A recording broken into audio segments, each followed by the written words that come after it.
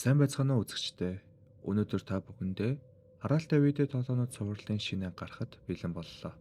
Энэ удаад 3 видео тоглоомыг танилцуулах болно. Та бүхэн лайк болон subscribe хийхээ битгий мартаарай. За ингээд бичлэгэндээ орцгоё. Petscop нэртэй тоглоом нь PS1-ийн зориулалттай тоглоомч хөгжүүлэлтэн дуусаагүй хэмээн тодорхойлсон. Үйл явдлын хувьд Gameplay нэртэй ертөнцид эхэлдэг бөгөөд ингээлийн фаз тоглоом юм. Энэ тоглоом яаж хараалтай, эвгүй мэдээж төрүүлдэг тоглоом болж интернет орчныг шуугуулсан бэ гэвэл 2017 оны 3 дугаар сарын 13-ны өдөр Petscop нэртэй суваг дээр Paul гэх нэртэй өсвөр насны хүүхэд геймплей хийж оруулсан юм. Бичлэгний эхний хэсэгт зүгээр л нэг гэгээлэг хүүхдийн тоглоом мэт байсан ч оруулсан геймплей явах тусам гүн үнцгийн эвгүй утга санаа, харанхуй өгүүлэмж, гэмт хэрэг, хүчирхийлэл, сэтгцийн асуудал, хүүхдийн алдлага болон хулгай. Үнэн худлыг яллахад бэрх аимшиг тэмдэглэлүүд бодит амьдралтай их төвөгтэй холбогдож буй мэд сэтгэл төрүүлдэг. Тоглогч Пол нэгэн нууц код ашиглан шинэ газар буюу New Maker Plane хэмээх харанхуй эзгүй ертөнц рүү ордог. Энэ хэсгийн хувьд анир чимээгүй, бараа өнгөтэй, сэтгэл готол төрүүлэн орчинтой, сэжигтэй мессеж, үл мэдэгдэх объектоор дүүрэн байсан юм. Эхний ээлжийн New Maker Plane гэх газрын нэрний утгыг тайлбарлах хэрэгтэй байх. Нэг үгээр бол Candice New Maker хэмээх бодит амьдрал дээрх охины аимшигт хэрэгээс жишээ авсан гэж таамагладаг. Тэр түүхэнд овчоор бол 2000 оны 4-р сард Колорадо мужид дахин дүрэлтийн сэтгэл засалт хэмээх эмчилгээнд Candice охиныг оруулсан. Ерөнхийдөө бол түүний битэн хүнжилд ороод дөрвөн том хүн түүнийг хөдлөхгүй барьж байх ёстой. Охин чийдэд удаа би амьсгалж чадахгүй байна. Би өхөрмөргүй байна гэж хашгирсан ч нэмэр болоогүй бөгөөд 70 минут үргэлжилсэн эмчилгээний дараа Candice ухаан алдаж эмнэлэг түрэгт нь нас барсан. Шалтгаан нь маш энгийн. Амьсгал богдолт. Тоглоомны хувьд орсон өрөө нь маш товчив. Ерөнхийдөө бол битэн хүнжилд орсон юм шиг.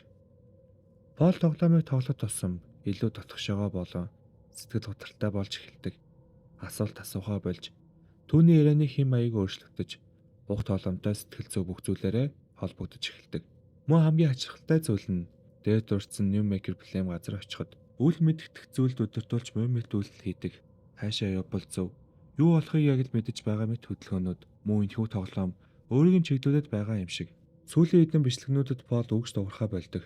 Тэр зүгээр тоглоод л байдаг. Түүний хамгийн сүүлд YouTube-д байршуулсан бичлэг бол Petscop-ийн саундтрекүүд юм. Ер нь бол Пол одоо амьд байгааг бурхан л мэдэх байх.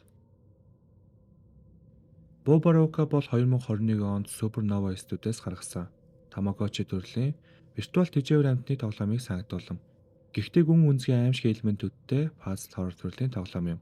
Тоглоомын үйл явдал нь тоглож хизээч аль бие усаар гаргадаггүй. Хүүхдийн тоглоомыг олж тоглож эхэлснээр бүх зүйл эхэлдэг. Гэвч тоглоомын гүн рүү орох тусам аимшигтай нууцуд, хөгжүүлэгчдээ өгсөн тэмдэглэлүүд болон тоглоомын ертөнцид ногдсон аюулууд илэрч эхэлдэг.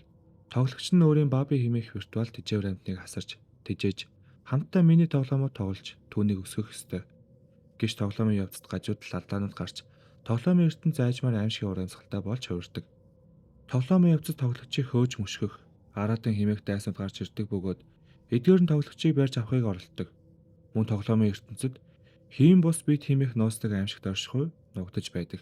Тоглоомын явцад тоглогч толгой эргэх, айц төрөх, сэтгэл зүйн дарамт мэдрэгдэх зэрэг шинж тэмдгүүд идэрч болох бөгөөд энэ тоглоомыг аимшигын уур амьсгал, дуу чимээ, дүрсэл зэрэгээс үүдэлтэй гэж тоглоом судлаачид үзсэн. Ямар ч байсан хүний бие махбодод эвгүй мэдээж төрүүлсэн л бол тоглоомын гол зорилго байх.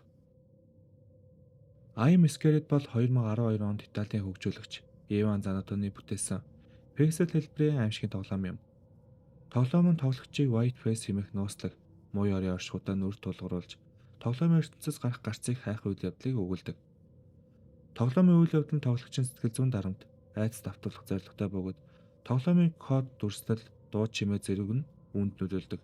Тоглоомын төгсгөд тоглогч White Face-тэй эцсийн дулаанд орж тоглоомын ертөнцөөс гарах боломжийг эрэлхийлдэг. Тоглоомын явцад тоглоом өөрөө тоглогчийг компьютерт файл үүсгэх, тоглоомыг гинт хаах зэрэг үйлдэлүүдийг хийдэг бөгөөд энэ нь тоглогчид тоглоомын ертөнцөөс гарч чадахгүй мэд мэдрэмж төрүүлдэг нь хачирхалтай. Дэлхийн ертөнцид хүмүүсийг айлгаж болох хасар олон зүйл байдгаас видео тоглоом хүртэл хараал дагуулж, зохиолч нь өгөж, хөгжүүлэлт хийсэн газар нь дампуурж, тоглосон тоглогч нар хүртэл муу юм тохиолдох нь олонтой. За энэ хүрээд энэ удаагийн бичлэг дуусч байна. Дараагийн бичлэг хүртэл түр баяртай үзэгчтэй.